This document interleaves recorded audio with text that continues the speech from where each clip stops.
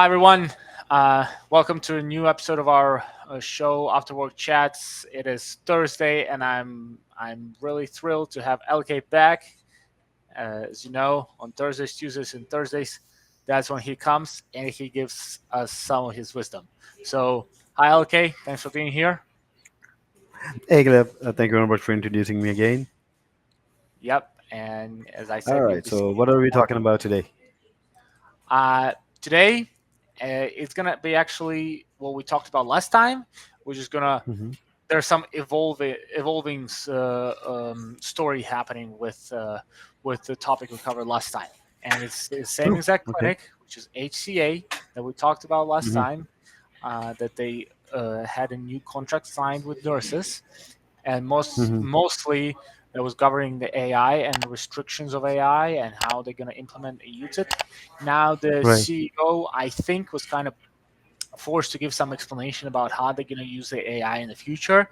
And he did. He provided some explanation about how they're going to use AI and implement AI in their day-to-day operations, day-to-day management in the next 5 to 7 years. And again, I'll just gonna go through some details so everybody knows what we're talking about, and then we're gonna give our some of our thoughts, me, but obviously LK because he's an expert on this, not on AI, but on healthcare management, and he knows he deals with it every day. And okay, so first of all, let's go a little bit into details what the CEO of HCA said and what's going to be going on in the future. So first of all, was a earnings call where they were saying about how they're going to use AI specifically just in healthcare management, in the administrative part of healthcare, nothing nothing related to patients.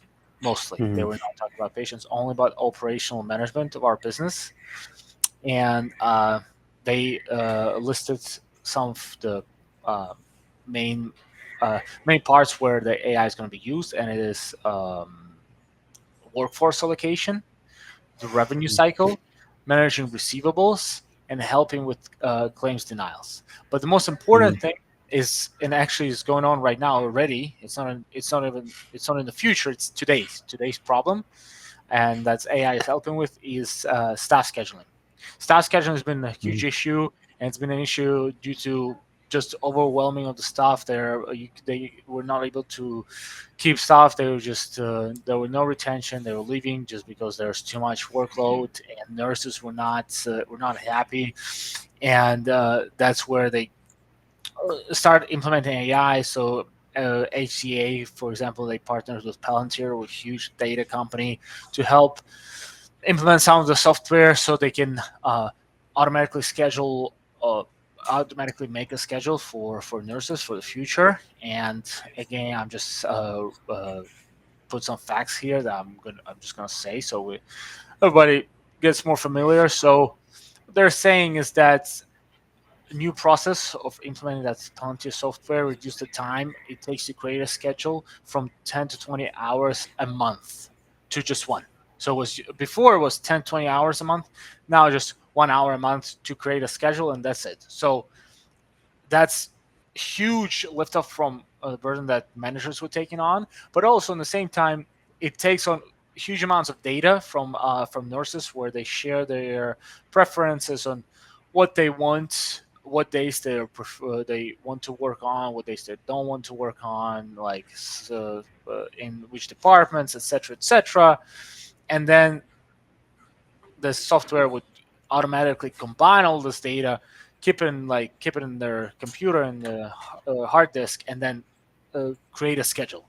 And I think, in my opinion, it's really beneficial because when you have a healthcare system of 186 hospitals, it's HCA, and Palantir is also signing now new contracts with Cleveland Clinic and other clinics. But if you have like this huge of a clinic, 186 hospitals, 309,000 people working. I mean, that's a lot of people to manage, and to do that, like I can't. You managing, I don't know how. Okay, how many people you have that you manage? Well, 50 plus people we are managing right now. Yes, But now they have 300,000 plus. Let's say, okay, out of those 300,000, I'm going to be completely like moderate 100,000 nurses, and I'm just Exactly. some abstract number. Just think about having to schedule, having to know everybody's schedule, what they prefer, what they don't prefer, how to make them more happy so they stay with you. It's a big problem, and I think that using software for this is a great step into keeping staff happy, keeping staff at the hospitals. No, no, no issues with people leaving. No problems with that. So I think that's good, and that's why AI and use of this automated software is really good for the future. But now I kind of also want to talk to LK and ask his opinion. So that's covering what happened, and that's what's happening now. Today, today is November 24th, 2024, and that's up to date. But now let's talk a little bit about the future, and that's where LK comes in, where I'm gonna ask you some interesting questions. So first of all, they're saying that they're going to use AI and software in all this stuff, as I says, workforce allocation, revenue cycle, managing receivables, and helping with claims denials. But I would assume they're also using it with typing up emails, creating blog posts, creating some presentations, because now it's everywhere. Where do you see, like, what do you use AI for every day in your workforce, when you're working in your workload, when you're working or when you're working with clinics, when you're working with hospitals? Right. So, Gleb, right now the question about the AI implementation isn't really a yes or no question anymore. It's about how and where, Mm-hmm. right? The AI, right? Now, if I look at the AI side for for the back end office work, managing staff, creating schedule for me, or giving me data analysis, or giving me data visualization, all right, giving me future predictions, I would of course use it, because in order to get that data, right, we are overall managing, like over here in our office we are managing more than 100 people, right? And Mm-hmm. at the end of the month, we are close to end of the month, we are closing now, and you should ask our HR, our accounts, and myself, right, that what we are going through right now, right? So manually, and then AI can do it with a click. A human needs a time. We need to collect data from different departments. We need to collect data from different people. We need to recheck it, re-verify it. We have to do it back and forth. We will have to create, Excel sheets for that, formulas and everything. AI can do that for me immediately. They can AI can go ahead and analyze the patterns of workforce management. AI can go ahead and it basically reduces burden over my shoulders of the operations burden that we have, administrative burden that we have, and enhance our productivity. So it basically, AI is not replacing any human being, or they're not making any decisions on us, right? It is crucial to involve frontline staff in these decisions, right? But as we see, with the same with the with the recent nurse union agreement, that's what the last time what we discussed. They said the same thing, that the AI will be monitored with human assistance.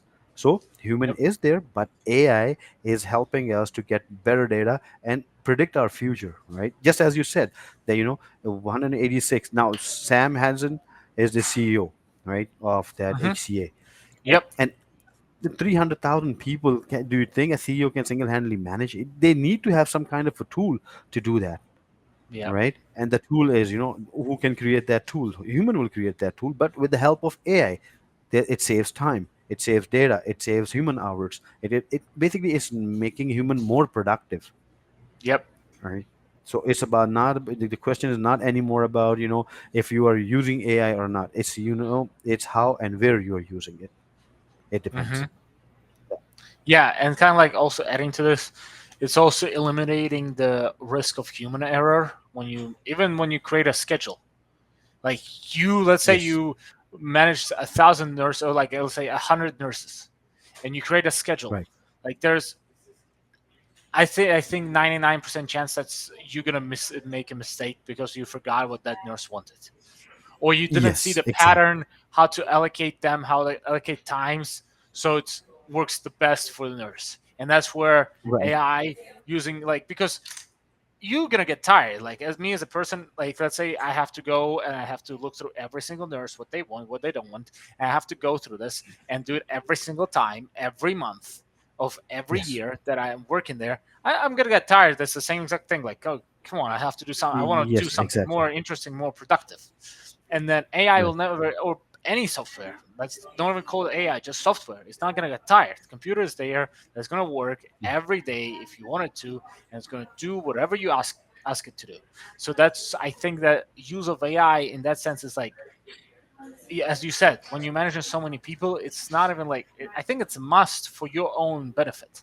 It's for your own Exactly. benefit Exactly. to have a better life.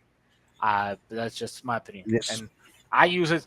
I use it every day for some of my stuff. Like, I can create, like, but it's like most of the time it's just helping me out. Like, I create a sketch of a presentation from it, and then I, instead of spending hour to create a full presentation, it gives me a sketch, and I edit it 10 minutes. It's done. Or same with emails. Same Same with with, me. Same with yeah. me. Yep. I'm using it. It is a tool out there that's there to help me out. Yep. Right. It's Exactly. not eliminating me. It's making me more productive. Yep. Right. Since the AI usage, I'm more productive now. I Yes. can go ahead and write or read a detailed article on anything that comes to my mind, and then I can Yep. brainstorm that with my team members and make it even better. We can Yep. enhance that what suggestions AI has given to, and it's not about just the healthcare. So many other businesses are already using AI. They're already on AI. It's not about only Hmm. the healthcare. So if healthcare is adopting to it, it should be taken positively, and it should be a positive, step towards, making things more streamlined. Yes, I agree with that on you. With that. Now, just wanted to switch our focus for the last couple of minutes here. They mentioned, so Mr. Hazen, the CEO of HCA, mentioned something about helping with claims denials. Hmm. Now, Hmm. yeah, this is your field. This is was something you Right. deal with every day. So, kind of just wanted to understand, is it actually true? Are you thinking about using it in the future? Are you using maybe now? Like, how's it going there? Let me tell you basically I went through that, and this is what interested me myself, right? Claim denials are basically actually one of the most promising and early use cases of for AI, right? In healthcare especially, right? And HCA just highlighted this in their strategy, and here's why it makes sense to me, right? AI can quickly analyze patterns. That, I know that, right? uh, it's especially in denials, that's very important to realize those patterns early, and predict which claims might be rejected, and we can fix that issue before the submission, and AI can do that for us. All right. Now, for any practice, all right, for any medical practice, for insurance, that's not just for the practice, it goes for the insurance providers as well. That early prediction and timely submissions and timely action taken can save a lot of time, a lot of efforts, and a lot of money for both sides, right? And it's a win-win for all sides. The provider gets paid faster. Administrative tasks can focus on complex cases, the other cases, the administrative staff, what they can do instead of spending time on those odds back and forth, back and forth, back and forth. And reduces, basically it reduces overall cost of healthcare delivery, what we're talking about, right? So yes, once that is fully implemented, and there are tools for that, there are tools will be in a testing phase very soon, right? But once there are tools for that, we will see a very huge impact of that, especially on the claims, the denials of the claims. There will be less denials. I can I'm not an advocate for AI, I'm not an advocate for HCA, right? But I'm an advocate for what I do, right? Yeah, And let's there talk will about. Oh, yeah, let's forget about HCA. It's going to talk right. about LK and MD Health Tech. I would love to have that. If there's a tool that can help me with that, it will help me increase my workforce rather than decrease, Okay. Okay. So right? you Because you'll be I'll have implementing. more Okay. people working on that. Okay. All right. And have you? But there's nothing out there yet. You haven't tried any solutions yet.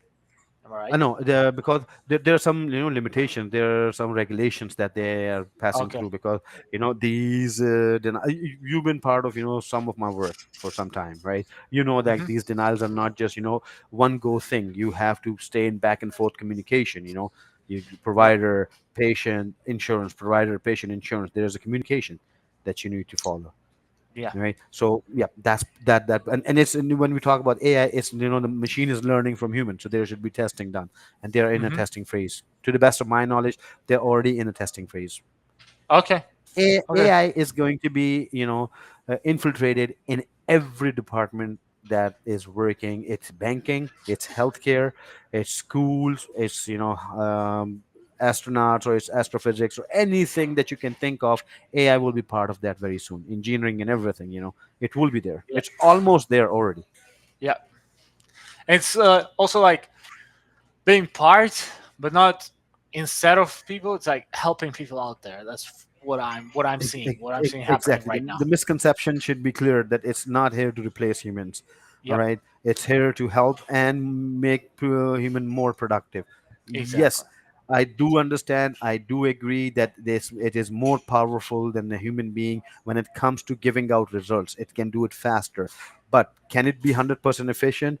No, because human is a human being. Can it go ahead and show sympathy to a person who has lost something? No, it cannot do that. It's not trained to do that. That's what a human Yeah. can do. Can it go ahead and uh, make a decision on its own and be a doctor or provider for someone? No, it cannot be. But Yeah. it can help doctor or provider on treatment. It can help a person who needs a sympathy. It can help that person to overcome what they're stressed about. They can learn about new things. They can learn about new skills or something better. It can do exercises or anything. Yep. I I completely agree with LK, and I think right now is a good time for us to wrap up. And thanks you, LK, for being here. Thank you. It's Thank you. it's been lovely to have you on this. For me, it's still a sunny Thursday, but I don't know. I don't know for you. We can't really see what's happening for you there, but for us right Midnight. here, midnight. Yeah, for us right here is Yeah. a lovely sunny Thursday, and I hope you guys enjoyed it. Tomorrow it's gonna be me and Omar, and I don't even know the topic. We'll figure it out. We'll see. But stay tuned. Please subscribe, leave us a comment.